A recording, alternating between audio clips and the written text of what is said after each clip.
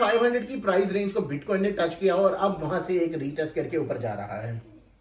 इस टाइम पे जो ब्लॉक ऑर्डर्स हैं वो सारे के सारे हिट हो चुके हुए हैं।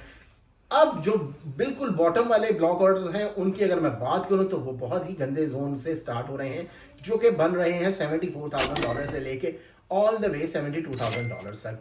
फॉर टाइम बीइंग हमें इतने ज्यादा बॉटम की बात करने से पहले हमें ऊपर की बात करनी चाहिए कि यहाँ पे मेजर किस्म की एक सपोर्ट बन सकती है कि नहीं।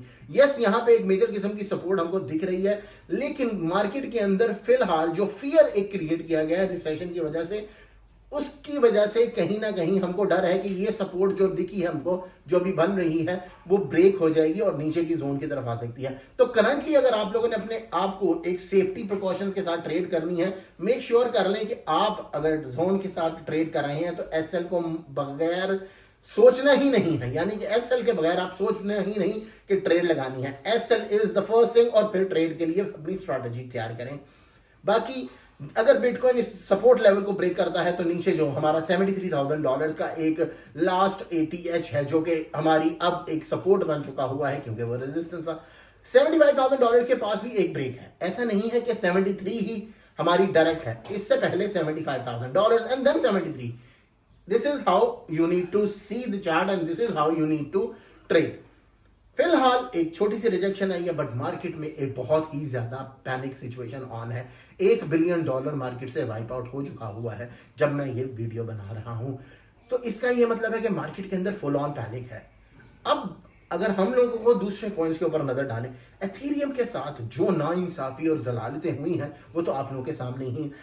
अब एथेरियम के साथ बहुत बड़ा हाथ हो चुका हुआ है और एथेरियम ने 1750 की प्राइस को टच कर दिया है। ये वो प्राइस जोन है जब जापान का रिसेशन आया तो भी कुछ नहीं हो पाया। जितने भी मुश्किलात आए, एथेरियम ने 2100 की प्राइस को नहीं टच किया। 1900 की प्राइस लग रही थी कि वहां पे एक होल्डर मिलेगा, लेकिन करंटली एथेरियम ने 1750 की प्राइस को टच कर लिया है और यही एक मेजर सपोर्ट लेवल है। इसके बाद 1560 है, उसके नीचे अगर आप लोग नोट करेंगे तो उसके नीचे सिर्फ और सिर्फ सलाम और दुआ ही रह गई है।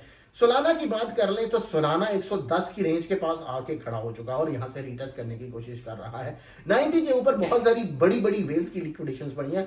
अगर खुदा न खास्ता मार्केट के अंदर $73,000 बिटकॉइन की तरफ से आया तो ये लिक्विडेशन हंटिंग बहुत ही खतरनाक हो सकती है और हमारे पास सिर्फ और सिर्फ $12,000 की विंडो रह चुकी हुई है एक डेथ क्रॉस बनने की।